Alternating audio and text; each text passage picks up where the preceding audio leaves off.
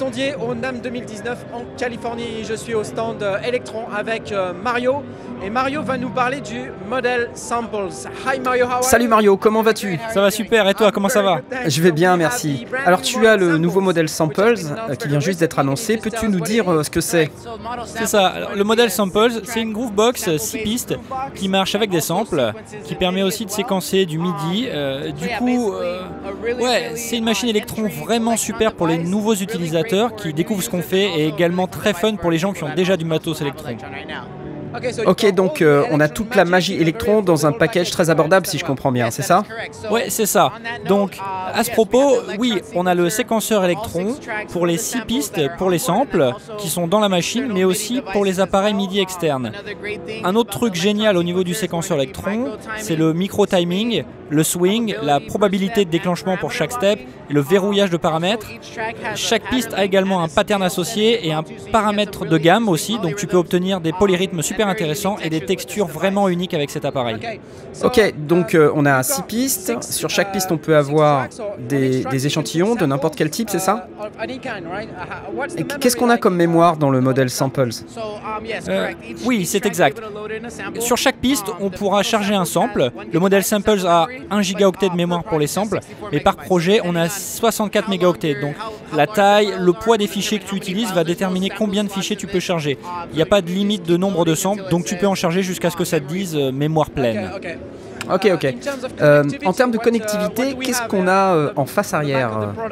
Alors à l'arrière du produit, on a une sortie casque, elle est stéréo. Également une sortie stéréo à l'arrière, 2 MIDI, du mini MIDI, et dans la boîte est fourni un adaptateur MIDI Electron pour que tu puisses contrôler des appareils externes, un port USB pour transférer les samples, et il est USB Audio Class Compliant, donc tu peux utiliser le modèle Samples comme une carte son, donc tu peux diffuser la sortie stéréo via l'USB dans ton logiciel sur ton ordinateur, et ensuite monitorer ta station de travail du numérique ou n'importe quoi d'autre via le modèle Samples. Évidemment, tu as l'alimentation 5 volts, et tant qu'on est sur l'alimentation et la mobilité, ça arrive bientôt, on espère dans un futur proche, on va avoir un module batterie, donc tu pourras l'attacher, le fixer comme un accessoire, et tu pourras aussi emporter l'appareil avec toi où tu veux et l'alimenter avec des piles AA. Ok, est-ce que je peux poser la question quand même? Est-ce qu'il a l'overbridge? Il n'a pas l'overbridge et c'est pas prévu que cet appareil gère l'overbridge dans le futur. Ok. Peut-être qu'on peut écouter un peu comment ça sonne, non? Ouais, complètement. Donc, évidemment, on a nos 6 pistes. Chaque piste a des pads sensibles à la vélocité. Donc c'est super pour les modes performance. Et aussi, on a un mode chromatique pour chaque piste également. Alors, j'ai un pattern configuré, donc je vais juste le lancer et bidouiller un peu avec les paramètres. Et aussi, la piste 6 contrôle le Minitor en MIDI, donc c'est vraiment une super fonctionnalité de pouvoir prendre n'importe quel appareil externe et de lui donner un petit peu de vie avec le séquenceur Electron.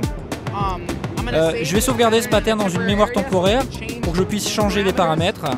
Une fonction super cool, c'est le bouton Track. Si tu restes appuyé dessus, ça devient Control All, donc tu peux changer tous les paramètres. Comme le Digitact voilà, en fait. Exactement comme le Digitact. Je l'ai sauvé dans une mémoire temporaire, donc maintenant Function, Reload Pattern et ça le réinitialise. Donc tu peux détruire complètement ton pattern, le rendre dingue, changer la probabilité. Donc je vais faire ça, tiens. Track Chance, et maintenant tous les triggers vont se déclencher seulement 49% du temps. Ça donne un côté vraiment déstructuré, un peu bizarre, vraiment super pour la performance. Et ensuite Function Reload et ça recharge le pattern d'origine. Ok, donc en gros tu as le même genre de fonctionnalité que sur les autres appareils Electron en quelque sorte, mais avec une interface utilisateur légèrement différente à ce que je vois. Oui, alors c'est une première pour Electron, des contrôles directs en façade, un potard par fonction. C'est vraiment puissant et unique sur le modèle Samples, ça le différencie complètement de beaucoup de nos autres appareils et ça en fait vraiment une machine à part entière. Et dans notre série Digitact Digitone, tu as le Control All, tu peux changer les paramètres, mais tu as un problème quand tu veux changer de page. Donc avec ça, c'est vraiment rapide de changer le pitch, de changer le playback mode, de changer la reverb du cutoff, et ensuite tout est là, tu le réinitialises. Donc c'est vraiment un workflow et une interface utilisateur différent qui se distingue vraiment quand tu bidouilles en performance live, ce genre de truc. Donc quasiment tout ce qu'il y a de disponible est directement accessible sur la face avant.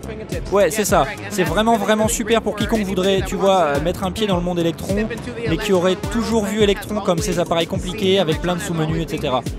Avec ça, tu vois, tu touches, tu tournes, t'entends. Donc c'est vraiment un appareil sympa pour eux. D'accord, cool. Quand est-ce que ce sera disponible et à quel prix? C'est disponible en précommande en ce moment, 449 $ US. Je suis pas certain exactement de quand ce sera expédié, mais il y aura toutes les infos sur le site quand ça sera le moment. Ok. Donc peut-être qu'on peut écouter un peu plus comment ça sonne. Bien sûr, je sais que ce sont des échantillons sonores, mais peut-être que tu peux nous faire écouter certains effets là tout de suite.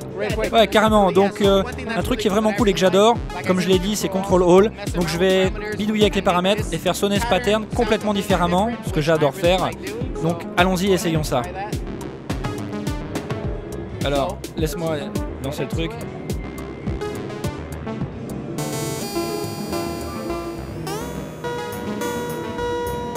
Comme tu peux l'entendre, ça n'a rien à voir avec le son que tu avais au début.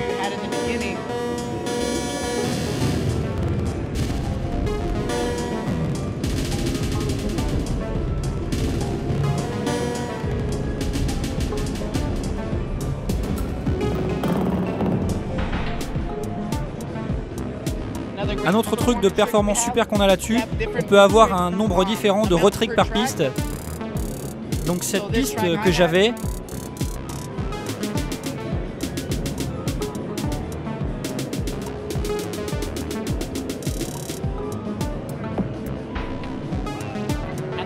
si tu veux, tu peux changer le kit et quand même garder les infos du pattern, mais juste changer les samples. Donc je vais construire ce répertoire. Ça change complètement le son. Ah, tu veux dire qu'il y a des kits dans le modèle Samples? C'est ça, donc la façon dont c'est organisé, tu as des samples et chaque dossier va contient 6 samples. Donc ça fait un kit parce que tu as 6 samples. Et si tu organises les fichiers comme ça, quand tu cherches tes samples, tu pourras naviguer dans tes différents... Ah, donc ça veut dire que tu peux changer de pattern en utilisant des kits, c'est ça? Oui, c'est correct. Des kits différents ou avoir la même séquence et le même kit sur différents patterns? Oui, c'est correct, c'est tout à fait correct. Ah waouh, c'est super cool.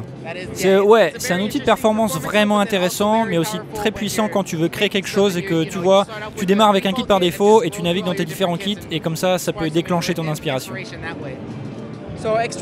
Ok, super intéressant. Merci pour tout, Mario. Merci à tous, c'était le modèle Samples de Electron.